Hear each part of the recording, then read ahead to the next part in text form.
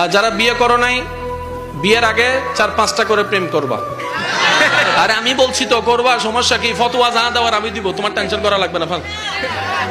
5টার নিচে একটা প্রেমও করবা না, ঠিক আছে? এবার বিয়ে করতে কি ফ্রেশ চাও না আনফ্রেশ? হ্যাঁ হ্যাঁ, আরো জোরে কর না, ফ্রেশ চাও তো? এবার ফ্রেশ দেওয়ার মালিক কে? আল্লাহ। একজনে বিয়ের আগে 10টা প্রেম করছে, আমি কই কারে বিয়ে করবি? কই একটারও করতাম না। তো বিয়ে করবি কারে? কই 100টা খুঁজা ফ্রেশ দেখে একটা বিয়ে করবো। সে 1000টা খুঁজা একটা বিয়ে করছে, 6 মাস পরে খবর পাই তার বউয়ে 20টা।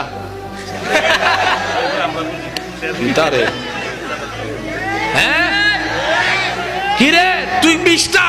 কয় আমনে মনে 10টা, এর লাগে আমি 20টা হইছি। আমি যে করছি তুই জানোস কেমনে?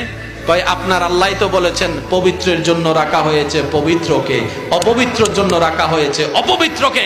নিশ্চয় আপনি অপবিত্র, তাই ফাইসন অপবিত্র। এবার সে যায় নামাজে কয় আল্লাহ তোমার কাছে চাইলাম, এটা কি দিলা, এটা কি দিলা? আল্লাহ কয় আমি কিটা করছি? তুই কি কোরআনে আমার হুকুম শুনস নাই? আল্লাহ কি হুকুম বলে? যে আমি বলেছি পবিত্রের জন্য পবিত্র, অপবিত্রের জন্য অপবিত্র। এখন থেকে ফ্রেশ চাও না আনফ্রেশ? পবিত্র চাও না অপবিত্র? এখন থেকে মোবাইল বাইর করে যতবার সেটিং করবা, মনে মনে চিন্তা করবা আমারটাও কোনো না কোনো জায়গা